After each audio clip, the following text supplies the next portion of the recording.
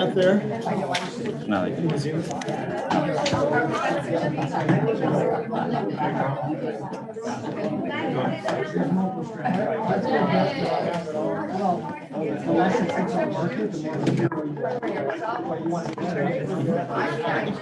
Yeah, we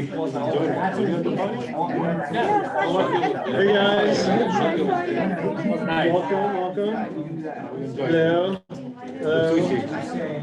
Hey guys, so Josh is on his guys. Everyone wants to always start on time at 3 o'clock. So I'm gonna just get this going. Josh, I know was doing he was doing some sort of event at a elementary school for 6-year-olds. So I think he was recruiting them actually. But so he's on his way back. I know Paul's coming to speak. So I'm just gonna start. Oh, it's a full house.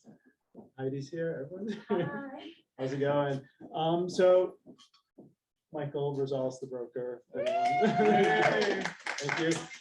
I hope everyone had a great time at the party that was there on Friday. We didn't know what to expect, just with COVID or anything, but food was good. ALC, food, drink, the music, people. I think it was something that everybody needed. And it was really nice, everyone getting together, getting along. Here they are.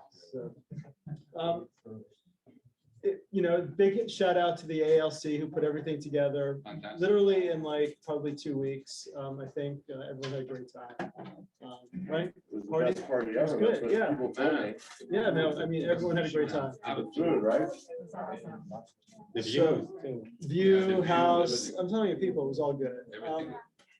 So we obviously full house for Paul, but I just wanted to, because today was a big day, we had the new purchase agreement that got released. We're going to start the meeting just quickly with my stuff and then we could do yours. Hopefully people have signed on to zip forms to look at what it is. It's fairly easy to use. If you have any questions, I'll send you the link to Jeff Kahn's video. He goes through everything, but I think if you just go on and create a fake contract just to play with it, you'll see that it's fairly simple. I don't know if you had time to look at the new RPA. Yeah. We So taught part one last week, which should be on my YouTube channel. But Yeah, I'll talk so- to Alex because I haven't seen it. And then part two is this Thursday. yeah, Thursday. And again, what I said was just go on and play with it. Yeah. So not only the RPA, but most of the other purchase agreements will also update it as well. We have new construction, we have the commercial purchase agreement, the RIPA. So if you're doing residential income purchase, and just make sure, go on it, see what you typically use in a transaction so you know what's there. I'm not going to go into all details of what's there, but there are a lot of new forms. I've been sending emails out with the list of the new forms and links to them. So if you haven't gotten any emails from me, send me an email and I'll get it to you. And anyone have any quick questions, with the release? There's 92 forms that were released today. I'm So gonna package together and do another class next month. not everything, there's some new ones, but if a form was sort of revised to reference a new purchase agreement, then it's a new form. So don't get totally crazed. One form, if you're going to be selling a property with a tenant in the property that's going to, potentially, a tenant occupied property, there's a new form that it's going to replace the TIPA form, the tenant in possession. Now it's tenant occupied property addendum. It's important to use this form now anytime you're selling it 1 to 4 units with a tenant that's inside the property. So the issue is now, if a seller says that they're going to be delivering a property vacant at the close of escrow, and for some reason the tenant doesn't leave, by having this addendum, the buyer could potentially cancel if the tenant doesn't leave. But more importantly, the only remedy that the buyer would have against the seller is canceling and or getting any monies they may have spent on inspections or appraisal fees. So the seller is sort of a get out of jail card free for the seller should the tenants not leave by the close of escrow. So important form to know about. Question, do we know The moratorium stays until when? Or does we don't- And it's basically in effect till March. March of 2022. So, any questions? So Michael, that addendum is for the purchase contract of the listing side.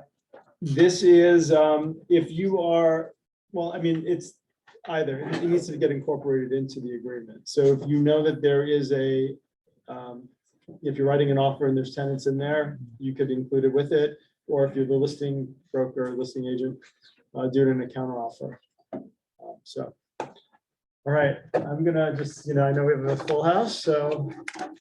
Here's Josh. How's your kid? Oh, it's great. I just finished speaking to middle school kids, Yeah. adult. I felt like there were, some of those questions were very adult-like for sure. How do you define talent versus effort? I mean, Robert, you would have really, it was a lot of fun. I thought I was teaching or speaking to 20 kids in a class, and meanwhile it's 250 kids in an auditorium. I'm like, You didn't know that, right? what's that? Good thing you didn't know that. Oh, yeah, no, it probably is. And it's amazing, like, just how much like some of them just take to it. It was about grit. And I showed like similar to like almost like a power session. I showed them the video, and then I got out there and we spoke. I did a little precursor about myself, and then and I couldn't get them to stop talking, quite frankly, at the end. And we did affirmations, and they were all like, it was a lot of fun. It was a lot of fun. So it was actually an agent, funny enough, that I've been trying to recruit, and she's still not here, but she, has been to a lot of our stuff, and she invited me there. So it's definitely a pretty cool compliment, a great opportunity. I mean, man, you learn so much from those kids. It's incredible, so very cool. So we've got an amazing special guest. We got a lot to cover. We're gonna move fast and furious. Happy Tuesday. Last team meeting of the year.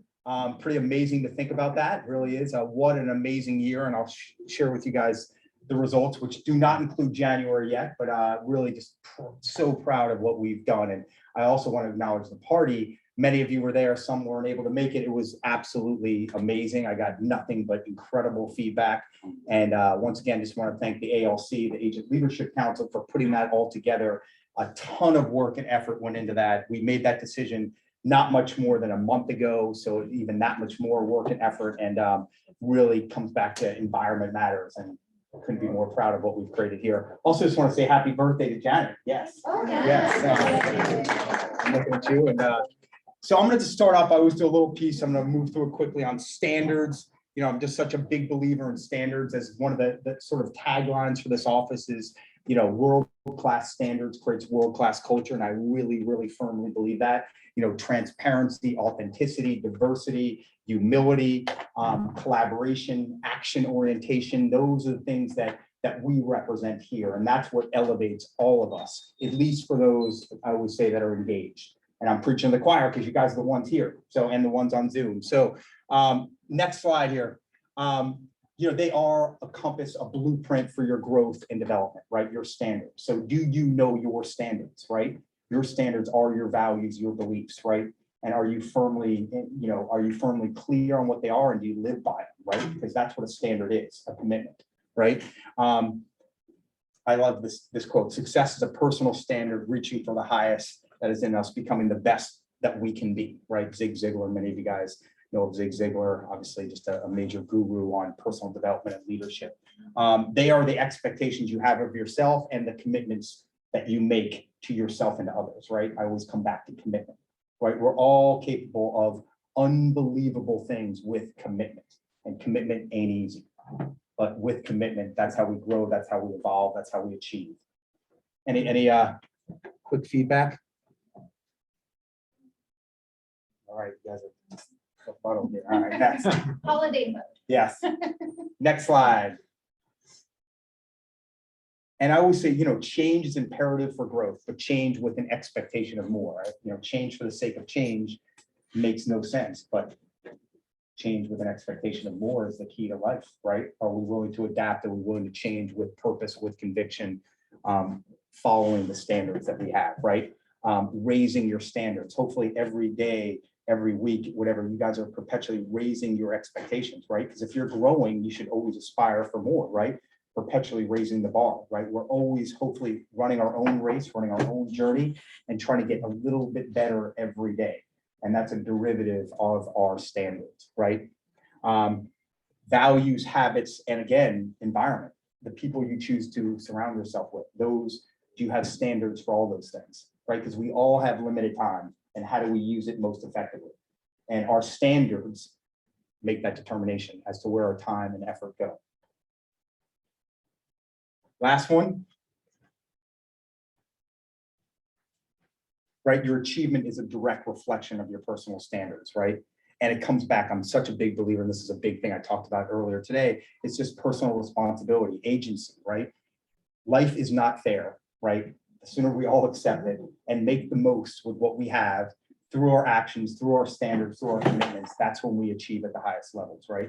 Don't compare yourself to others, run your own race and become the best version of you, right? And that growth mindset and that grit, which is effort, trumps talent. Effort counts twice, right? Effort times talent is skill. Skill times effort is achievement, right? Effort counts twice. That should be a standard, right? I hope that's a standard for all of us. Paul, you're gonna say something? Okay, you're hitting. I was doing the, Right. doing the math in my Right. head. I love it. I got him thinking. I like it. Yeah. Your growth mindset propels action, right? Action is the antidote, I always say, right? Uncertainty. We fear uncertainty. Fear in and of itself can be a great thing. It's neutral. It's how do you use fear? Do you let it propel you forward and lean into it, or do you let it deter you from taking action, right? So I think that hopefully is a standard for all of us, or becomes a standard, is having that growth mindset, a willingness to step out of our comfort zone, try new things, raise the bar, right? Environment matters, and I'll just leave it at that. Any other thoughts, or come on, one Robert's got to have something there. Come on, Heidi, I love it. Okay. No, I was just gonna say that I sort of fell off with the generation from like Thanksgiving until now. And it's incredible how quickly you get rusty and you're like just resisting it. And today was the first day back. And for the first time ever, I think, I was like, oh, good. Like that's, like it's even though you were just a reminder that there's nothing to be scared of. Yep. So I always say an object in motion tends to stay in motion, and an object at rest tends to stay at rest, right? And if you stay in motion, it becomes a habit, just things are a lot easier, right? But creating that initial inertia sometimes is difficult, right? To get started. that first push. Yes, that first just push. like- Yeah, don't overthink it, just go, right? Don't overthink it. Again, that's such a common thing we see in our business everywhere. Overthinking it, waiting to get it perfect, quote unquote. There is no such thing. Go. You'll adapt, you'll evolve, you'll get it better as you go. Robert, you're gonna say something. You should always be in a little bit of stress. If you're in comfort zone, Yeah. you're not growing. I challenge my team to stay in lead generation. You just came out of the rain and cold, and it's freezing out there, and there's snow in the mountains. But we're running and gunning, and we're having fun. And I would say there are a lot of agents, for whatever reasons, distracted. It's a great time to lead in. It's a great time to take a listing now, because more listings will come in months ahead. So there's low inventory. Take a listing right now. Yeah. Best time. And it's funny, so one of the students asked me, like, how do you deal with procrastination, which I thought was a great question. And I always say, crystal clear in the purpose, have a plan, and then execution is non-negotiable, because the purpose is much bigger than you, right? There's accountability in that, right? Coming back to like action, don't procrastinate. We all have a tendency to want to procrastinate, right? But when you are committed to a purpose and you have a plan, and that is, again, by definition, you're committed, it's non-negotiable. I don't let how I feel. Believe me, I didn't want to get out of bed today either. All right, come on. It also reminds me of why I'm in California, not back east, because man, that weather is like very demotivating, right? But when you're that crystal clear on that, you act regardless of how you feel. And the beauty of it is once you start to act, you feel much better. Step Right. yourself too. One of the biggest questions I get always is, how do you do so much stuff?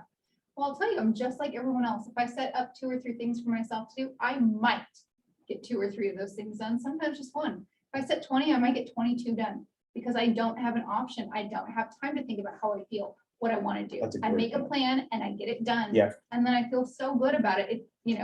All it does is perpetuate. I reach and I exceed that goal Yeah. generally. when I- Momentum, it's another way of saying just an object in motion stays in motion. There's Yeah, a go.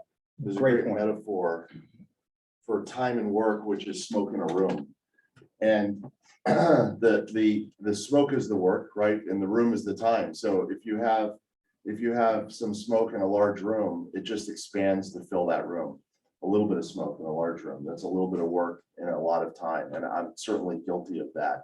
And then when you take a lot of smoke, even in a smaller room, it just fills the same. And another metaphor is just how much you do, because we're talking about holiday and vacation is how much you do, how much you can get done like the day before you go away or 2 days. before. Like, Urgency, wow, if I had that kind of mentality. and it's just like, get it done, no questions, and if you can do it the day before or 2 days before vacation, then you can do it. So you have that inside of you. And I use the same thing. I can be a procrastinator. And so I really do stack my day with lots of stuff to do. Yeah. And I don't get, if I have 3 things to do, I'll do 2. And if I have 20, I don't do 22, but I do 17. So I make sure that I have 20 things to do. Yeah, it's a great point. Love it. All right, in the interest, thank you guys. Oh, yes, sorry. Yes, Maxwell. One thing I learned from struggle and situation is whenever in my head I don't want to do it, is what I do. As soon as I recognize in my head that I don't want to do it, is the moment I do it. And with exercise, with everything, it's like it's that challenging yourself. Like, when you say you don't want to do it, I teach my kids the same thing. Go. Another thing is first thing in the morning, and whether you're a morning person or not, whatever you do, the first thing in the morning, it's done. Okay, so Yeah, the worst so thing to be done. yeah, so who Eat that frog, right? So who here would drop your lead gen if you have a kid or a loved one calls and said, hey, I'm sick, come pick me up. Everybody's going to drop their what they're doing, and they should, right? But if you do your workout, right, you're not getting the call at 8 o'clock in the morning. I don't feel well, come get me. Yeah. So by the time I get that call, I've already done my workout, if I put my workout up front. So the first thing, as you prioritize, the first thing that you have to do in the day just naturally will get done, 99% of the time. And then the thing that you do in the afternoon will get pushed. It's just the way it goes. Yep. May I share something really quick? I'm not sure if you guys can hear me. Hi, Yes.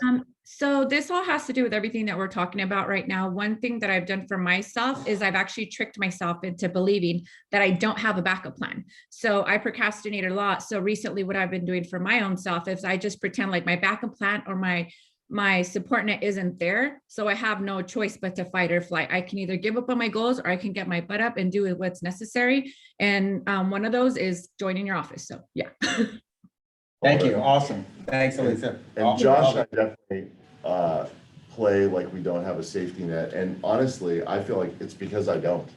I mean, right? It's like, that's really. I mean, success is the only option for me. Like, it's just period. It's like whatever it takes to get it done. That's it. There's no even thought about otherwise. Like, that's just how I'm wired personally. So, just when you make a commitment, that becomes a standard. It's powerful. You Right. feel good too. As soon as the thing you want to do, at least is done, you Yeah. feel good about yourself. Yeah. You have more Yeah. pep to get the rest done. Yeah. And what Robert said, living in, like, are you kidding me? I was nervous. I get nervous for this stuff. I was nervous as can be going to speak to, but I'm never going to not like take that opportunity. Like someone asked me to like make any, I even said to the kids, I'm like, hey, if I made any difference, like half of them are sleeping during the video or whatever, but at the end, they're like pumped up. And if I made any, and I know I did, because I know like several of them like chimed up like 10 times, that's it. That's all that counts. Like, and that's what I was trying to impress upon them. If we can all just make a little bit of positive difference with every, whoever we interact with on a daily basis, it just creates a better world. And So, stay humble. Yeah. And know that we can always improve. yeah,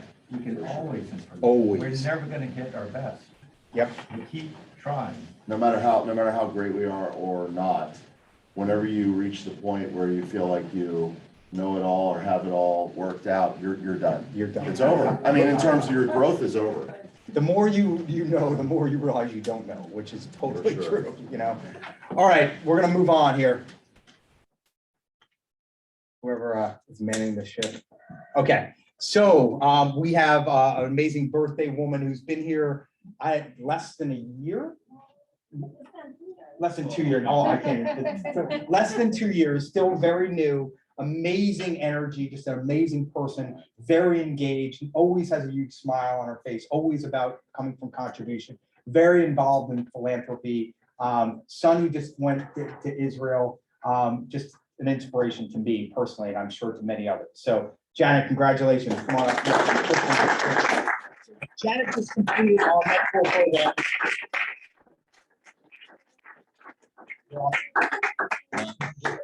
And it's your birthday, can't beat that. And again, I just want to recognize the mentor program and Kristen and Justin and how unique a program we have here that I think we tend to take for granted, but I can tell you, we have so many amazing newer agents that are closing deals left and right, and We it's not. closed more deals in mentorship in the last 2 months than we have in my entire time here combined. So congratulations to you guys. You're really doing great. Yeah.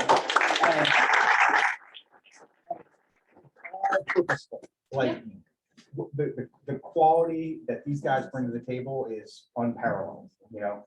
Kristen, their contracts and disclosures, and obviously holding the mentors and mentees accountable and connecting those people. Justin, with the value he creates on the productivity, coaching front, the skill building front, the prospecting front is powerful. So that does not exist elsewhere, period. Yeah. Any words of wisdom for us, Janet? Yeah, so I just turned 57 today. When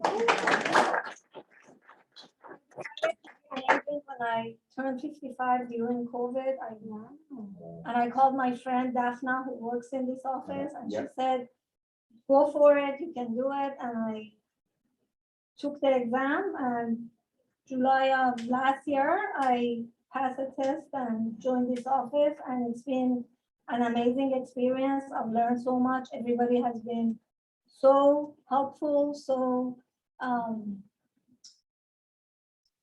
teaching me everything. And I not only I have mentors and teachers, I've had great friendships, and this is what's important to me is relationships, and I've built many meaningful relationships here. And it's never, you're never too old to them. That's why.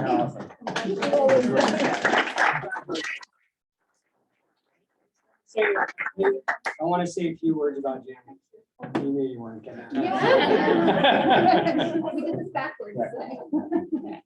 So I met Janet before I started working with her, and I had actually heard about you before we even started working. You were agent, but is always engaged in the market center. So people talk about those people. It doesn't matter when they've been licensed. When you're engaged, you're engaged. And so I finally met her and understood the energy is infectious, and the curiosity about what to learn and what's next and how do we get there is always something that's part of her daily routine, daily ritual. So one of the earlier conversations I had with her, I said, okay, like what's the prospecting plan? What are you gonna do? And she says, well, I just invite people in for dinner and they come to dinner and then I build relationships with them. I said, okay, that makes sense. I'm like, what town do you live in? Where does this place happen? I'm like, this isn't in Los Angeles that you're talking about, where you just invite your neighbors over and they all come and you build relationships and all. She goes, no, I just invite the neighbors over, we cook some food and all that. And then it kind of dawned on me that all these things that we think we should do, ultimately, the most important thing is just the connection between people. And connecting with people over a meal and over a drink is always going to be the most powerful thing in life. And we know that from story and from family. And that's what Janet does. She breaks it down to very simple terms. But the other thing that's pretty amazing, and this is all on the professional side, is that I ask her, like, what have you been doing? And usually the newer agents, anyone I'm working with, they say, oh, I have 2 leads and I'm working on these leads and we're going to open houses. And then it kind of stops there. And I said, okay, we'll come up with a plan and try to get those 2 leads in escrow. I asked Jen, I'm like, what are you up to? And she talks about 10 different people that she's engaged with on a daily basis, sell side, buy side, off market, doesn't matter. And she's total purpose every day, working hard, but treating it like we talked about, there's no backup plan. She's treating it like there's no other option to her day. this is just the way it is, and this is the way she's gonna conduct herself on a daily basis. And this is true. This is true. And that is what is so powerful about Janet, is that she engages so clearly with her purpose and she doesn't think twice about it. And that is something that I just have to applaud.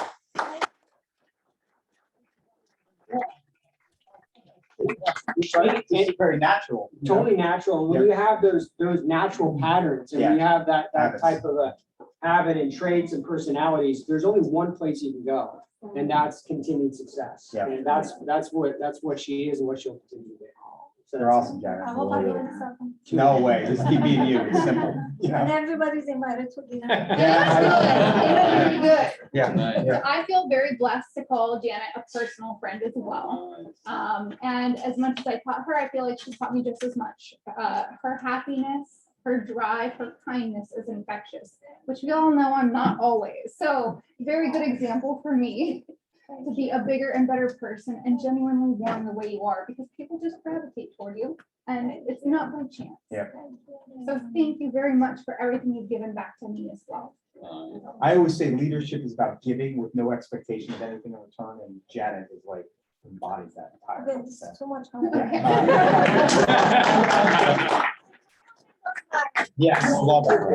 All right, we're gonna go a little bit out of turn here, because I have got a pretty amazing special guest who has become, you know, quite frankly, no questions, one of my best friends, has been a mentor for me since I joined Keller Williams. Is a major reason I joined this company. You know, Paul has created something extraordinary. I mean, he helped launch Keller Williams in Southern California, is now the owner of 14 offices, owns many, many units, both in Los Angeles and now Joshua Tree, as we're investing together there, as well as in Pittsburgh, where he grew up. Wrote a book on the New York Times bestseller list, Wealth Can't Wait. Is just one of the smartest guys I know, always coming from contribution, just thinks with unbelievable purpose, and it's very much shaped who I am and created obviously tremendous opportunity for me. I saw a big world that he had 9 years ago when I joined this company. And I knew that if I performed, there would be limitless opportunities for growth. And that's exactly what has happened. And quite frankly, I firmly believe we've all, you know, he and I and all of the people that are with us are just scratching the surface, because we are very, very ambitious, but we're very clear about giving back and creating mutual benefit for everyone who's involved. So happy to have you here, man. I'll pull up. You want to sit there? I'll pull up the screen. So Paul, And maybe, do you want to, okay, never what mind. were you gonna say? That's Yeah, all right. pull that, you want to? Yeah, maybe, it's all right. Whatever you want to do. Maybe. Okay, I think that's a yes. Yes. Hold on. I need a. Then hang on, we have to turn that off. Nah, that's fine, all right. Okay, We'll just do it Yeah. here. so I'll stand up anyway. So Paul, maybe just, first of all, I think it always helps. A lot of people know you here, but some do not. Just quick background. We're gonna focus on wealth building here, because we could talk about 100 different things, you know? So maybe a little bit of background, and then particularly as it pertains to building wealth. So one of the things is I didn't come from real estate sales as much as real estate investment. But when I launched the first Keller Williams office that I was involved in, Keller Williams Hollywood Hills, which was the largest launch of the company at that time, then Beverly Hills and Studio City. One of the things I realized is there are a lot of people that could teach, you know, how to do a listing presentation or a piece of the sales cycle for sure. They could teach it as well or better than me. But one of the things I noticed is that people, no matter how much they earn, we're not building wealth in a way that they could. And that was something I was very focused on early on. So that's what I started teaching. And when I started teaching that became a curriculum that people liked and got value from, that was different from what other people were teaching elsewhere. Because at a brokerage firm, it makes sense. Teach your salespeople how to do more sales, because the brokerage makes more money. If you teach them how to make more passive income, you know, maybe they'll leave you, right? Maybe they'll retire. But believe me, you'll attract a lot more people by showing folks how to retire than you will lose them by retirement, right? So Coming from abundance and not scarcity. That's That's another way I think about that. Yeah. for sure. And so that became a curriculum. It was an effort give, it was just really teaching something that people liked that I could teach, you know, so it made sense to me. And that curriculum then became a book, which is, don't write a book, it's a lot of work. And then, you know, and that book was so well received at the time that we launched it, that it hit the New York Times bestseller list ahead of Tony Robbins and whatever, you know, book he had at the time. So Wealth can't wait, so. yeah, both can't wait. And if you buy it, I'll sign it for you. And if you don't, I'll buy it for you and sign it for you. So, How did you get involved in investing? Maybe just start there a little bit with. well, the only person I knew in my life who was wealthy was a cousin. He didn't really have that much of a family, so you know, we treated him like an uncle. He was my dad's age, and he was fabulously wealthy, and he did it through real estate. And so that's the thing that I saw was, you know, here's a guy kind of like drives around, and you know, he owns a bunch of real estate. How does that work? I never knew. I have a sales. My family's sort of like smart kids, but more science and engineering, and I have more of a sales personality. So, but I never knew a salesperson. I would have started in sales, you know, from the beginning. I didn't know that it was possible. The only salesperson I knew was like, honestly, what back in the day, like 100, but the Fuller brush man. Like he would come around and sell brushes and soap and stuff, and that's not what I wanted to do. Yeah. So you know, that was the introduction to real estate investing. It probably wasn't, I hate to say this, I can't help myself, Yeah. but like being a Jewish kid growing up, like sales were not like, it's like be a doctor or a lawyer. Oh, absolutely. Yeah, right. You know, my dad, you know, my Right, that's dad, well, yeah, I mean, my dad was, you know, when graduated only from high school, he was a lot older than me, so he'd be over 100 now if he were alive.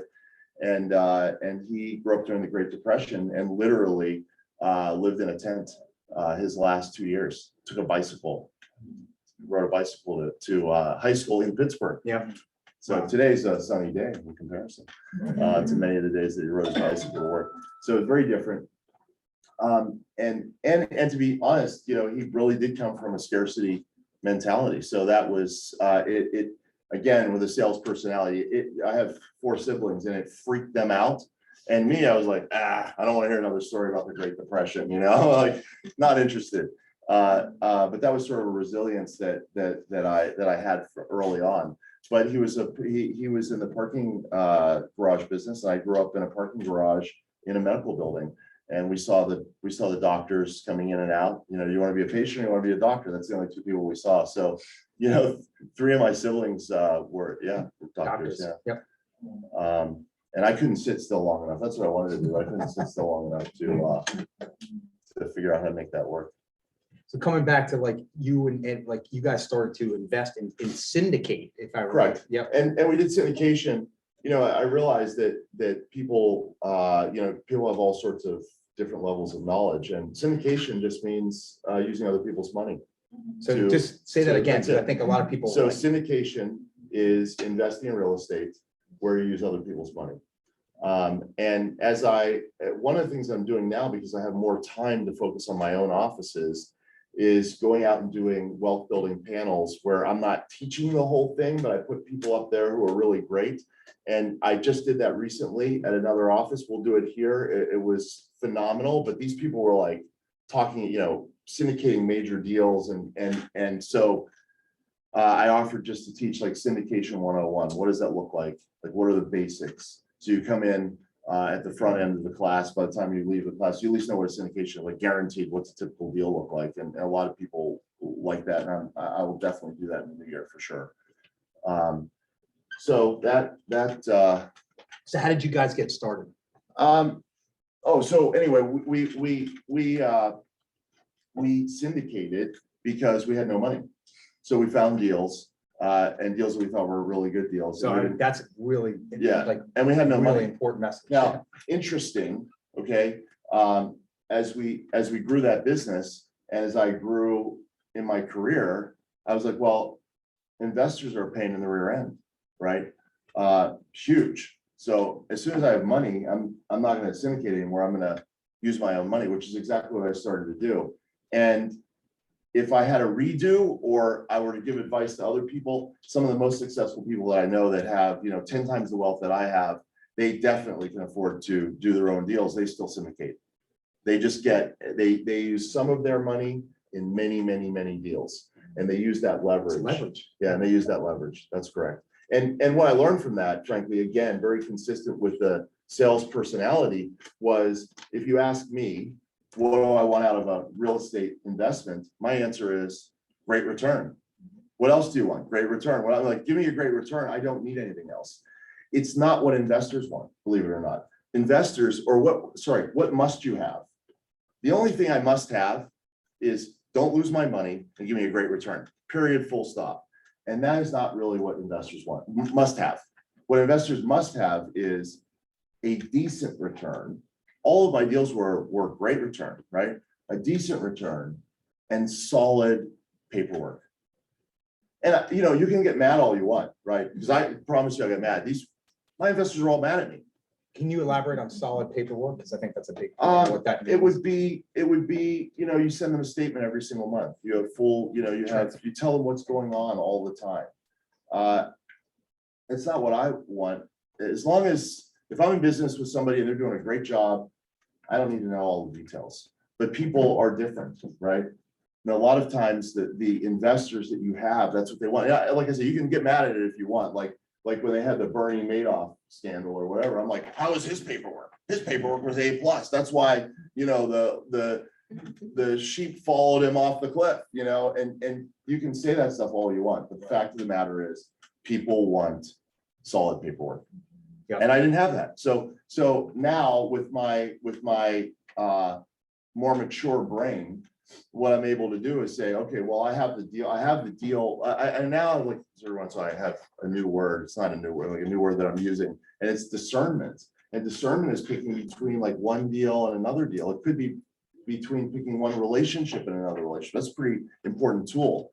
So I feel like I have really good deal discernment, and I have to surround myself with people that do the other things. So trust me, Josh is a phenomenal team leader, right? If he were doing all the DAs and making sure you guys, it would be a disaster. And same with me, if I were in charge of the MCA department, it would be a disaster. But that's okay. You know your lane, right?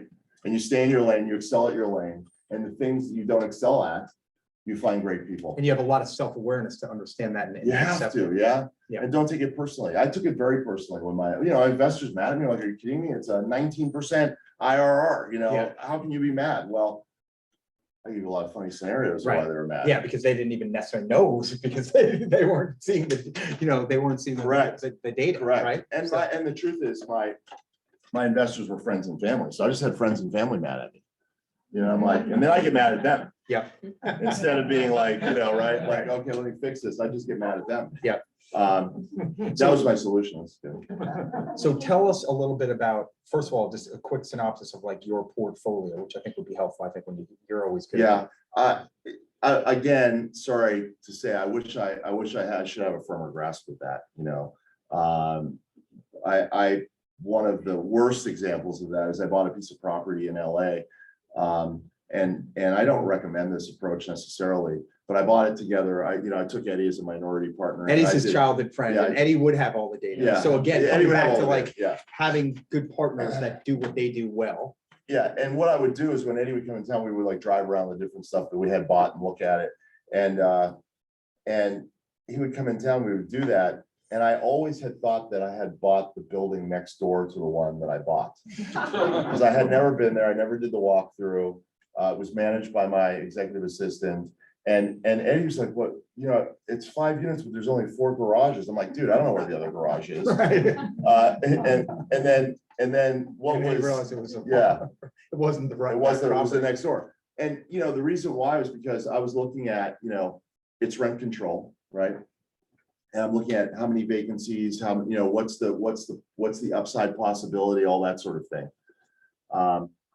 And so I really had it very well analyzed from that point of view, but I just didn't know there was this building, not that. Can you building. give a quick, you have some sense of like the portfolio? So, yeah, so you. and I went last time I went to Pittsburgh, like trying to find the shopping center that, we don't, I own like 14% of. It was this massive thing, and I had to get the address out to figure it out. So, you know, a couple 100,000 square feet of commercial retail, just under 600 rental units. Probably 80% of them are in Pittsburgh. If it were the other way around, then I really would be retired for sure.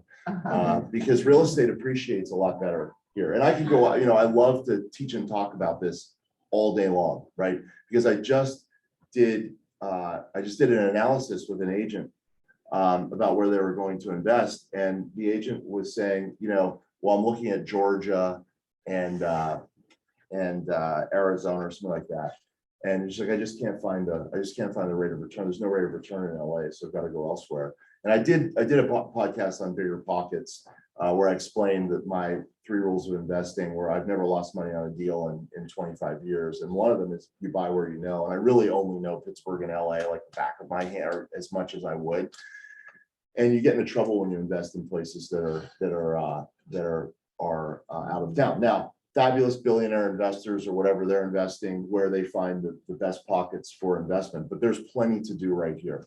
And, you know, number one would be like own your own house, right? And so then for all the realtors that own their own houses, then I would look at an ADU for your own house, right? Because what is the cost per square foot to build? And what is the cost per square foot once you're out the other side, even if you don't rent it? If you can build it for $300 or $400 a square foot, or if you're, you know, or if you got Robert helping you, maybe you can sell your house for $1,750 a square foot, in which case it makes a lot of sense to even spend $500 a square foot to build an ADU. Yep. So that's just another thing. It was the first thing. And literally it's like, it's funny because you say like start in your own backyard, like actually in your backyard, right? Yeah. Finish up on the principles, because I think that's just a basic thing that I think everyone could take away from in wealth. Like, what are your rules for investing? One is know your market. Yeah. So one is really know your market, right? So and that includes not investing. I wouldn't invest out of town if you. So elaborate on why, because I hear this all, like I'm going to this, just like you just said, I'm going all the time. You know, and I'll do it by way of parable, which, you know, often I'll do, you know, some experience I've had or story I've had that I think sums it up. And I was teaching a wealth building class, and I asked the team leader, you know, is there someone you want me to focus on? Are there any guests? Like, oh yeah, there's gonna be this young guy up front. He's been in real estate only 3 years. He's absolutely crushing it. He did 48 deals last year. I'm like, wow, how do you do 48 deals, right, in your 3rd year? He's like, oh, he's got all investor clients. I'm like, oh, that's cool. Yeah, put him up front. And I always say there are no dumb questions, right? And the first question he asked me was, you know, he's the first question. He's like, oh, you know, hey, where should I invest? And I knew that was the guy. And I'm like, oh my God, I've been teaching this for 8 years. I actually got my first dumb question. I didn't say it because they didn't say that in particular, because it was a great teaching moment. I'm just like, what do you mean? What do you, it's like, well, I hear Florida is great. I hear like, I'm like, okay, so I know you do a lot of business. How do you do that business? He's like, well, I have a bunch of investor clients. I'm like, well, why would an investor client go with you instead of me or somebody else? Well, I always tell them the truth. I figure out whatever, and they never get burned. I put them in a deal, they never get burned. Right. And I'm like, you just answer. Right. And I'm like, so why aren't you investing, right? Where right? You should take one of the next deal off the table. It should be you, and you have no money. That's okay. Come to me. Like, I should be asking you where to invest. You should not be asking me where to invest. And I think what happens is people know their market so well, they know how bad it is. They know how, and another sort of analogy is it's like every doctor tells their kid, like, do anything, but don't be a doctor.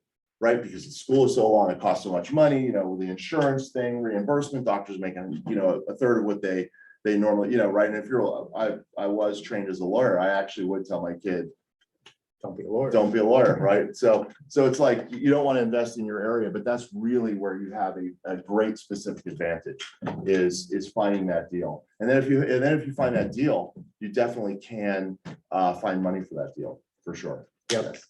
One question, you said don't invest other states. The question is that if you can invest in a place that gives you cap 10 triple net somewhere else, and you know they just send you a check every month, why invest here with a cap 4? I mean, what's the? So, so the answer, the answer is you absolutely could do that. I believe that there's a tremendous risk there are risks you can always expect the unexpected to happen. You just don't know what that is. And a friend of mine who's very sophisticated, has a lot of money, called me once, it's been a little while, and he's like, I've had it with multifamily. I just lost a fortune in multifamily. I was like, how do you do that? Not poking fun at him. I actually want to know, how do you lose money in multifamily? Because I follow these 3 rules, you never lose. And when I do deal analysis, and Josh has seen it firsthand, when I do deal analysis, I absolutely do it on the back of a napkin. There's no question. I want it, it's like, what are we getting it for? What's the turnaround plan? How much is that going to cost? What's the value of it after you do the whatever you're going to do, the repositioning?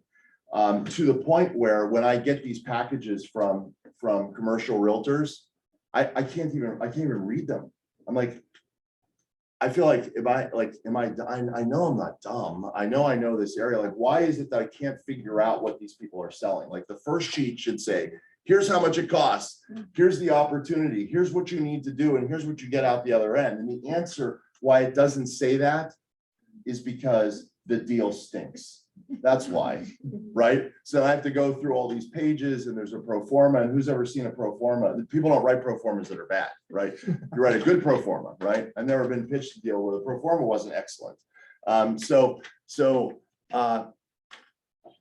that question? When I asked him how did he lose that money, he does massive deal analysis. And I'm not saying don't do that. I'm just saying it's not as necessary as some other fundamentals. And even doing this massive deal analysis, he's from Texas, he bought in Texas, but he bought in an area that he didn't know. And they were going for that real high rate of return, which is fine. That's okay. That's not the problem. And they bought in an area that there had been quite a bit of gang trouble. So it's like selling drugs or whatever the different criteria were. And then if they put a yellow tag on your building, you have to remediate immediately. And if you don't remediate immediately, then they put the red tag on your building and they actually take it away from you. So his building, he didn't know that. Why didn't he know that? Because it's not in his own backyard. And then he got the yellow tag and then freaked out. Now, the yellow tag, when he freaked out and sold and personally lost $500,000 and everybody else lost a bunch of money. When he did that, he provided a phenomenal opportunity for somebody in that area that's like, oh, yellow tag, I know what to do about that. How dangerous is the yellow tag? Really, what do we do to remediate that? I've got the remediation people. I know the guy at the county that's going to slap the green light on it after we really do the things that we're going to do to improve that building. So that's basically what he did, was create. Now, the unexpected is to be expected, and you can handle the unexpected much more readily when it's right in your backyard. Yeah. So I think that's another way of. I think you're shooting in the dark, but guess what? I also feel the same way about the stock market. I really do. I don't understand why some stocks are valued like, $6,000. 100 times earnings or whatever. Like, what is that? And one of the reasons why the cap rate is so low is because price and yield go in opposite directions, and people want to de-risk, so they'll bid that steady cash flow up and up and up until it just pushes the yield right down. But I will tell you, I'm not buying cap fours. I'm buying. You can still buy distressed, ugly ducklings, in your area for sure. Yeah. I just want to keep us, sorry, really on track. Give us the other, I think you mentioned the other principles. So one is you invest where you know. The second is it has the cash flow, which immediately anybody in LA is like, okay, well, freeze right there. It's not going to cash flow. And the answer is, I make an exception to that rule if you have a plan that will get it to cash flow in short order, and it's not like a massive plan. And always value add. So, and the value add is an easy piece to understand because the the grossest example of that is you buy the worst house in the best neighborhood. But for us, that would be, the worst house in Beverly Hills. So you don't have to go that far, but it would be the worst house in an emerging neighborhood. What's your rule on like gentrification?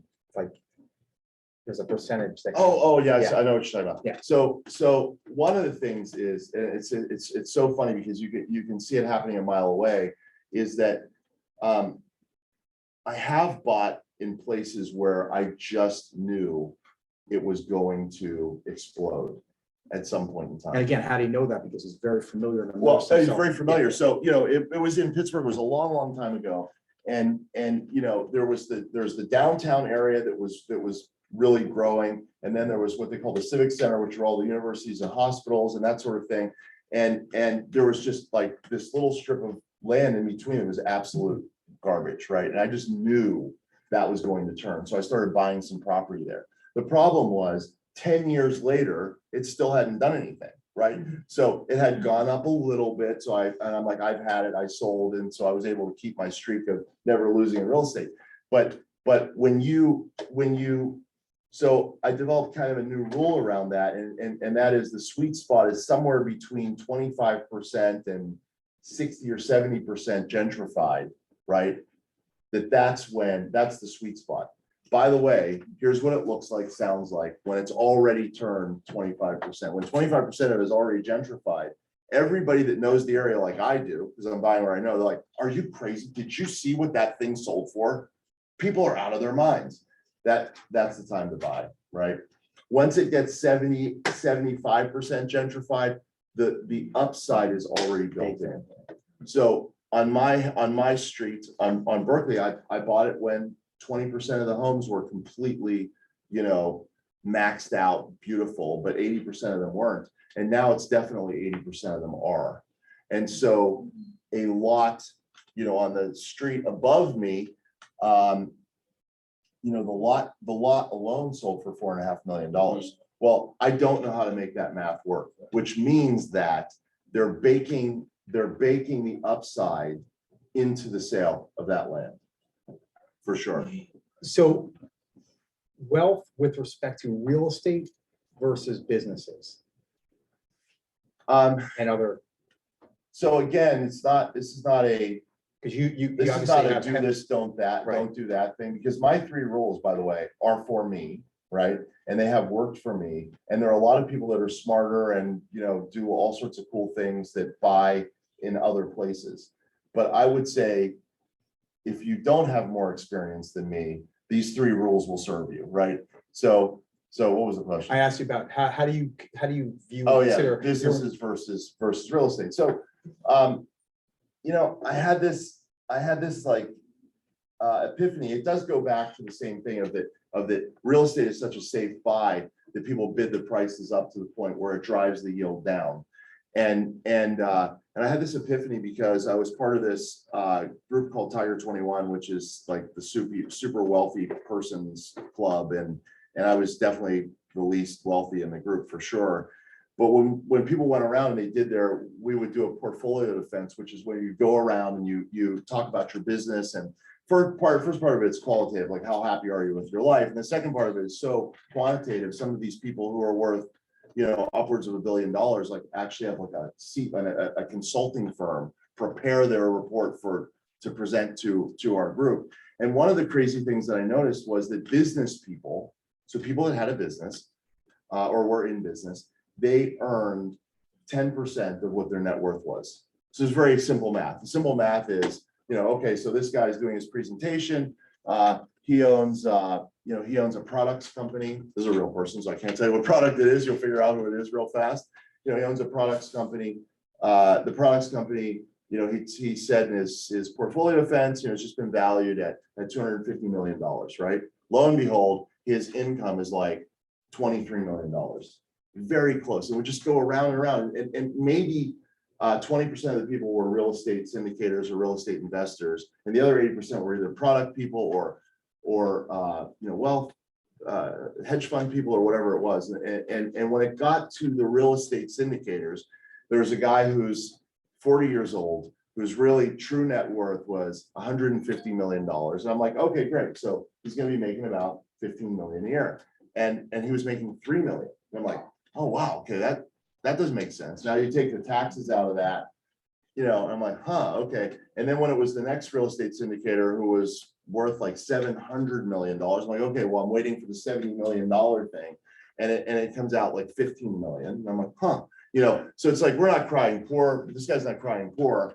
He's only making 15 million. But the reason is, and I've experienced it myself at a lower level, is that when you hold real estate, lots of things are happening while you're just holding. And one of the things that's happening is you're paying down the principal. So if you're at a cash flow, most of my, like, when I value my portfolio, even to this group of sophisticated people, I value my portfolio. It's a genuine value. My rate of return on that total value is lower than the other guys, right? Lower than even the real estate people. Like, why is this? And it's because, you know, with syndicating and using other people's money, you have to pay them first. I was always buying value add. I didn't want to go back to the investors and say, hey, write me a check. So we use all the cash flow to improve the property. And then we get enough cash flow above the improvements. Now I'm paying back the investors. Now that little bit of money that I put in, which is not small to me, right? So let's say I put $500,000 in a deal, that $500,000 might now be worth $2 million. For real, like sell it, I get $2 million, right? So I run on my balance sheet $2 million, but where's my cash flow from there? There is no cash flow, right? Because all the cash flow again is going to rehab the place. And then after all of that, years later, right? Now we've got cash flow above all that. Now we're paying all the investors all of their preferred return. Yeah. So now I have a $2 million asset on my books, and the guys at my Tiger 21 are like, we have a $2 million asset, you should be getting something. And I'm like, okay, let me explain it to you again. And it's not that they were dumb, it's just, it's not that these are bad investments. Like, you know, where else are you gonna get $1.5 million return on your 500,000? Because I'm not counting the upside until I sell. So I didn't say, I could have said, actually a smarter way, I'm thinking of it right now, a smarter way of doing it would say like, well, my portfolio has appreciated, you know, by $2 million last year. Therefore, that would be a better way of explaining it. So with that said, and how do you think about your time and energy with respect, because you own a lot of businesses and you own a lot of real estate. So how do you sort of think about? So the cash flow piece, and here's why it makes sense. Here's why all of that makes sense. The person with the phenomenal products business that's worth $250 million and his annual income is $23 million, right? What happens when the Goliath company comes into that space and decides they're going to create a very similar product, which happened, right? What happens when, you know, all these different things can happen in business? And that's why people are really earning, you know, it's at a 10x instead of a, you know, 3 or 4, because you have that kind of risk. It's always risk reward. I mean, So frankly, the way I do it is I do both. So this is a real estate business, but this is not real estate. Okay, so this is a cash flow business.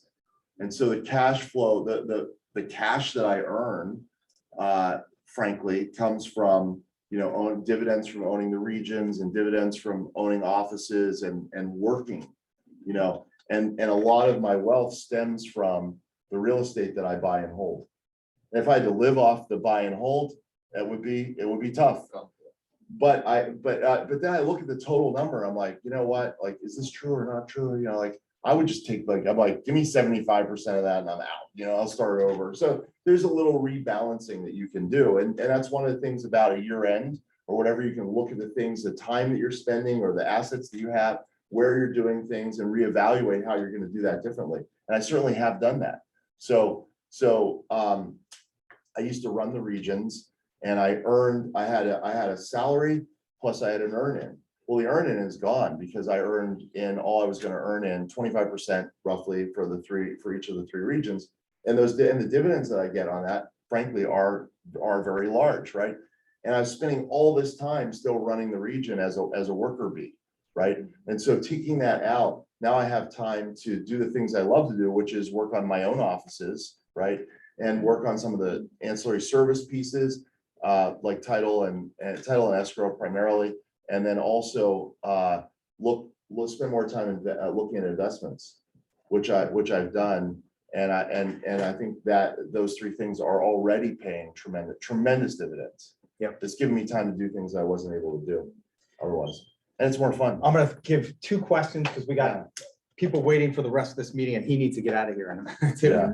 Yes. Quick question, Paul. Are you willing to teach something more of an intermediate or advanced for syndication? Yeah, we're gonna do For that. sure. Advanced, like not For sure. not the 101. And then we Yeah. been willing to, I mean. It's funny because the 101, to be honest, encompasses the advanced. It really does. We'll start with the 101 and then we'll Yeah. go from there. You know? Yeah, because there's nothing really that complicated except for deal structure. And so that's really what I'm teaching is like, what's the basic structure? And then the from areas there. to buy, areas to buy, what is. Sure. You know, all- Yeah. Sure. Kev, Can I ask, 1 sec. Yeah, I'll come to you, George, in 1 second. Kev, go ahead. The question that I have is, when you're in your agent, and let's say, for example, I do land developments, and my focus is basically on land developments and doing multi. I started doing syndication about a year and a half, 2 years ago. Now I'm on my 4th project. But the pushback that I get from other investors recently is, so if it's a good deal, why you're not getting it yourself? So one of the things, it's a basic rule of thumb for syndication. And if you talk to the syndicator in my group that has the $700 million net worth, right? The investors require that a syndicator put 10% of their own money in the deal. Okay, so that's the answer. You go, well, I decide I have enough money to invest myself. However, instead of investing in one deal, eventually you run out of money. So Yeah, I'm 10 to 10 spreading, deals. I'm right, as spreading, opposed yeah, to- I'm spreading my investment dollars into Yeah. 10 deals. Yeah. Now, rules are meant to be broken, and lo and behold, there's another guy, sort of a newer guy to our Tiger 21 group, and he's like, does like crazy amount of deals, and I'm like, oh, I can't wait to see his thing because he's going to be worth, $600 million or whatever, and he wasn't. I'm like, how's that possible? And the reason is because he was only putting like 1% of his money in the deals. And they're like, well, how do you get away with that? The only investors, he goes, well, it's very simple. I don't have the money. This is a great deal. I have a great track record. Do you want to invest in it? Why aren't you putting your own money in? Because I can't afford it. That's why, because I'm doing, so many deals. But a general rule of thumb is 10%. And if you put 10% of your own money in, by the way, it's a great investor question, right? So one of the people that I took as an investor, who's a very smart guy, he just said, he just wanted to know how much of my own money I was putting. Same thing. He's like, well, I trust you, but you're gonna slam me in some deal that you have no money in, then I don't trust the deal. Right. So if you're putting, and in a lot of my deals, even when I recently have taken investor money again, I still would use like 70% of my own money. And that's all he needed to hear. He's like, oh, you're putting 70% of your own money in? Okay, never mind. No due diligence. I'm in. Including me. Yeah, that's great. Talking about the broker side, basically, I just want to make the deal happen. Broker is close escrow, that's it. It's not the investment that I would like to do. At all. Oh, I see. You know what I mean? So I see. So you're brokering the deals. Well, again, I think it's a volume thing. It's a volume thing. You say, I always say I can't buy them all. I can't buy them all. And one of the ways that I build my business, just look at the largest commercial brokers in the city, or the largest commercial brokers in the United States. And they're making that happen by giving really good flow of information and backing that up. So they're yeah. So whatever your volume is, you can say, well, this is how much, this is how much I sell a year. There's no way. Yeah. And by the way, here's the thing. It's back to what we were saying before. There's always a reason to not succeed. So you're going to find on one side, the guy's like, well, if it's such a great deal, why don't you buy it yourself, right? when I talk to some people, like the kid that I said that did 48 deals, I go, why aren't you buying your own? He's like, oh, well, as soon as I buy one of my own, then the investors don't want to work with me because I'm competing with them. It's like, so you're never going to, you need to know how to answer those questions, but you're never going to satisfy everyone. Yeah. Number one. And number two is, I think as long as you can answer that They question. kind of feel that way too. They feel like we're competing. Yeah, that, there you go. You That's gotta the other, balance it that's the too. other side of the thing. Yep. Well, I don't buy I hear that all a the time. bunch of my own deals Yep. because then you're telling me that Yep. that I'll keep the ones that are great or whatever.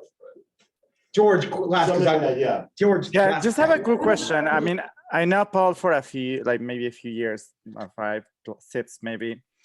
So, the real estate industry keeps changing, it keeps innovating, things are happening. But what is your thinking regarding cryptocurrency and real estate? I mean, just have a, I just want to know, what do you think about that? I don't know. I mean, that's the truth. Yeah, I can give you my answer. Yeah, I mean, I don't know. I don't know the answer to it. I think blockchain, there's technology. I'll say this, okay? Technology has disrupted so many industries, and they keep saying that it's going to disrupt real estate, and people pour tons and tons of money into the disruption of real estate. I promise you, when Compass had their vision and plan to go public, it was not to put the realtors first, it was to disrupt the industry, for sure, to disintermediate the agents, for sure.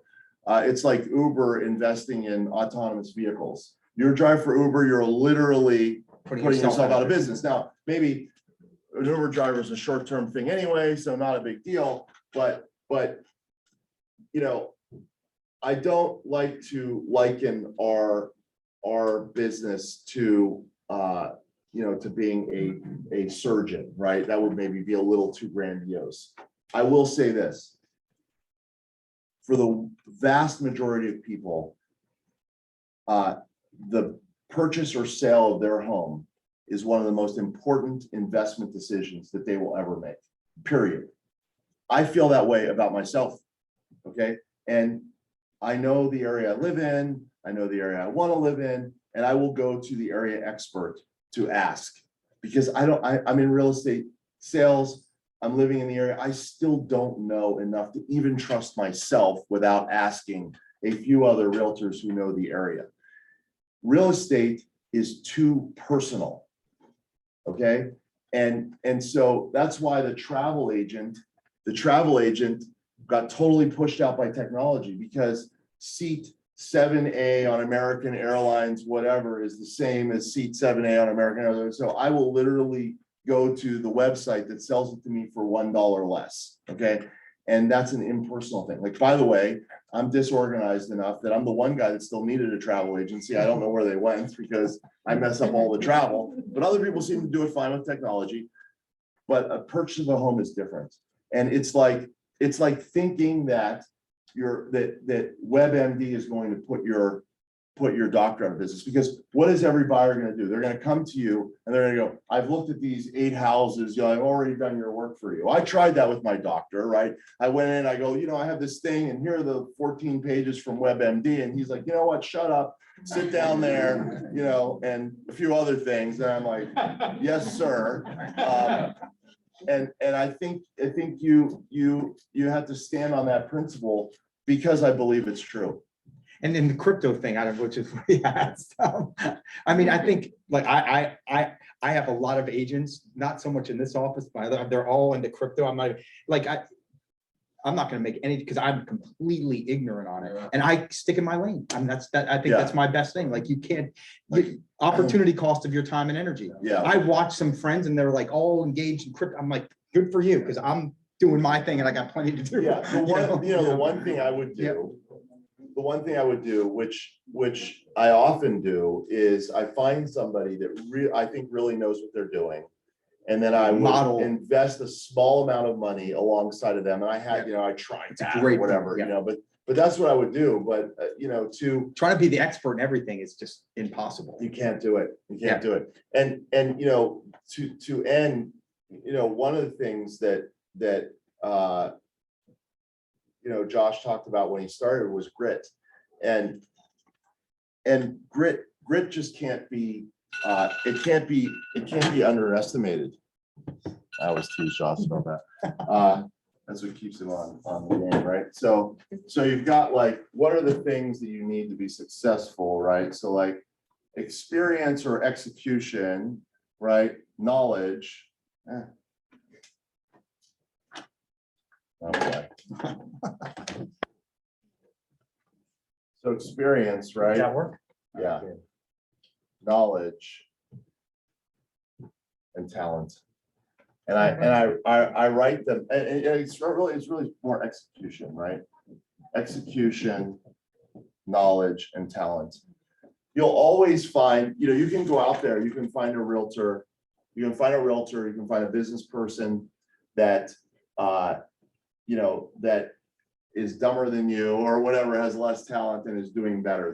It's so easy to find that, and you can always find somebody that has more knowledge and more talent, but aren't doing as well, right? And the key is execution.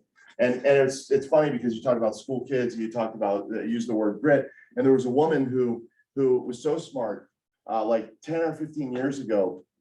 She was a PhD student at Stanford, I believe, and she wrote her PhD thesis on self-esteem. And self-esteem for over a decade became the thing that kids were missing, that we needed to have our kids help grow. So we're on a mission to help self-esteem.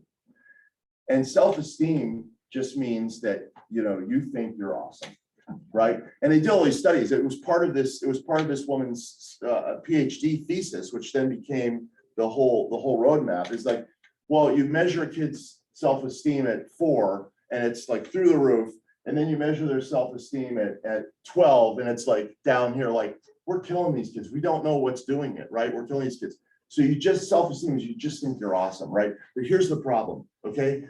In baseball, you get up there and you're like, and the kid's like, I have self-esteem, right? I'm awesome, right? And they get up there, right? And the kid whizzes the ball by them 3 times in a row. And they're like, and the umpire is like, you, my friend, are out.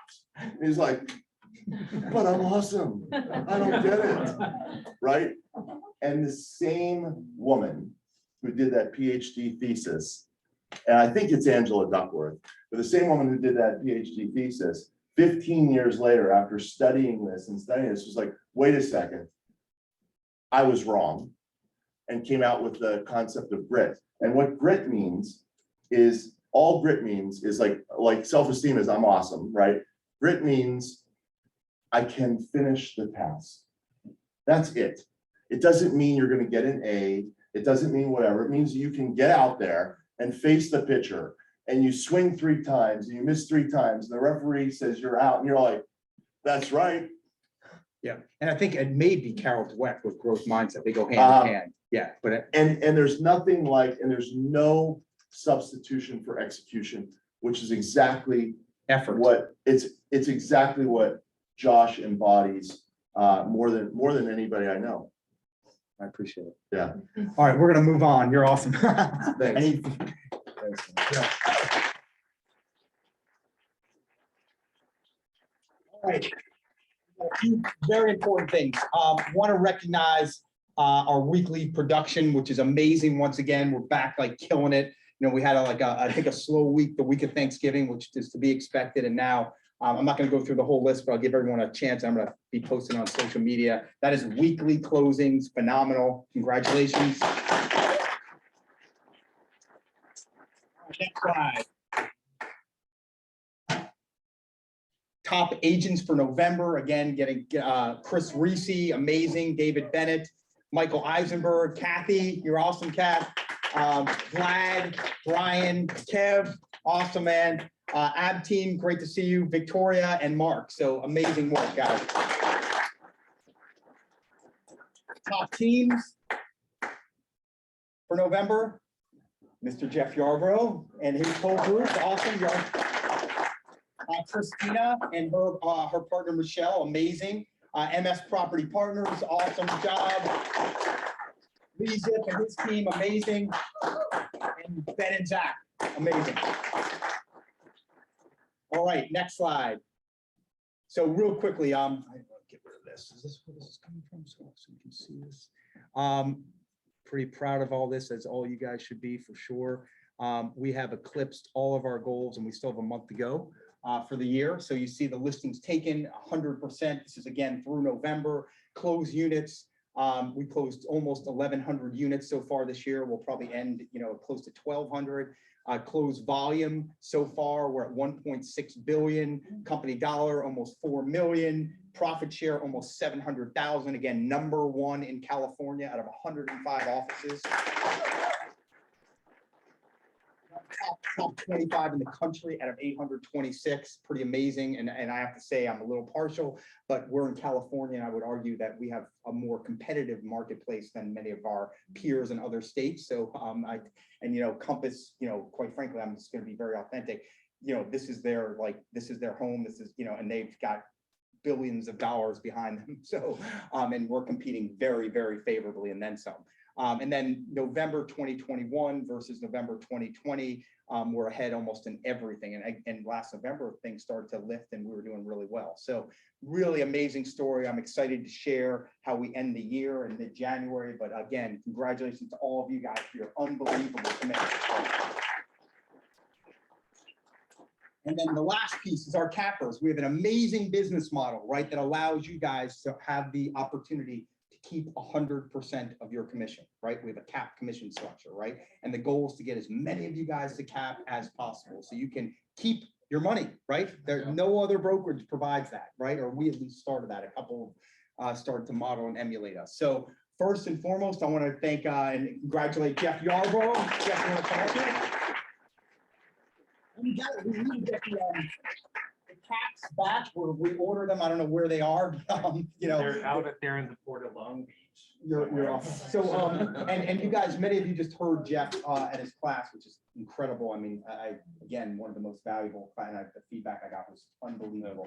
Any just quick words of wisdom for these guys? Well, it's all, this year I'm so thankful, and it's that time of year to come from a place, I think, of gratitude. And I'm really happy with how we finished the year, how we're finishing the year. We've still got escrows going. Josh had a great first year with us on the team. Blake and I have worked together this whole year on getting systems and models really honed and in place. Zach, who's back there, has a $20 million property in escrow. I mean, we're just really happy with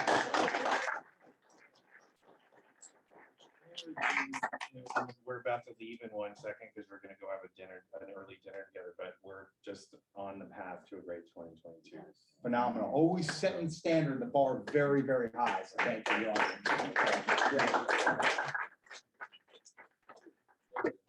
Next, Jessie Dean. Phenomenal, man. So Jessie has been with us for how long? A year now. Okay, and Jessie was living or was in the process of moving from the Bay Area. He and I connected. We met a few times. Finally got him to commit to being here. Had ended up linking up with Kristen and her team, LA native, and is just killing it. And again, how long here? In LA? No, in our office. In our office, about a year now. About a year. Little So, over a year. right, a little over a year. So congratulations, amazing. Always coming from contributions. Keep his heart and soul out there and it connects, right, guys? Don't overcomplicate it. It's about building trust. And that's a common denominator of anyone who achieves at a high level in this business and almost anything. So any sort of quick words of wisdom for the group? I mean, the only thing I can say is if you feel like you're ready to give up, just don't. Keep going, because I was ready to do that. Yeah. And things happen. Grit, just right? out of nowhere, Perseverance. So yeah, guys, we all know the challenges are pervasive. It's part of the process. It's what you do when you're confronted with the challenges. You stick with it. You persevere. You look for the solution, and you come from contribution and curiosity, and just again commit to finding the solution. It's always there. Doesn't mean it's going to be easy, but it exists. Yeah, awesome, man. Congratulations, Jeff. And last but not least, and I think she may have left, but Diane Sharp, who was here, and we missed her at the party, but this woman is just a freaking inspiration. I mean, she is just relentless. So many challenges in life and always with the most positive spirit. I can't even tell. She's had a lot of loss in her family and she just continues to show up, persevere, put a smile on her face with the most warmth and compassion of anyone, quite frankly, I think I've ever known. I mean, she inspires me every day, mentors several people here. It's just an absolutely just beautiful, magnificent lady. So we're very grateful to have her as part of our culture. So congratulations, Diane, wherever you are. I think normally we do some other stuff, but in the interest of time, love all you guys. So happy. Last team meeting of the year. Looking forward to seeing everyone in January. Stay safe and make it happen. Awesome. Thank you. All right. Josh. Yeah. No, I got to set it up, but you'll hear.